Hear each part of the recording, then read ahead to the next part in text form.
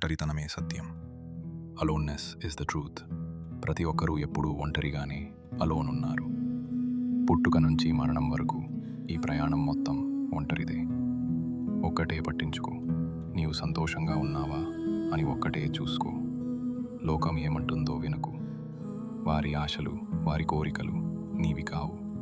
నీవు నీకు చాలు. నీ ఆనందం నీకు దారి, నీ నిశ్శబ్దం నీకు గురువు. ఆకాశం మబ్బులను అడగదు, సముద్రం తీరాన్ని అడగదు, నదులు గమ్యాన్ని అడగవు, పువ్వులు పరిమళాన్ని అడగవు. అలాగే నీవు కూడా నీ ఆనందం గురించి ఎవరిని అడగకు. ఎవరి కోసం కాదు, కేవలం నీ కోసం జీవించు. సంతోషం నీ లక్ష్యం. ఇంతే చాలు, ఇంతే సరిపోతుంది, ఇంతే అవసరం, ఇంతే నిజం.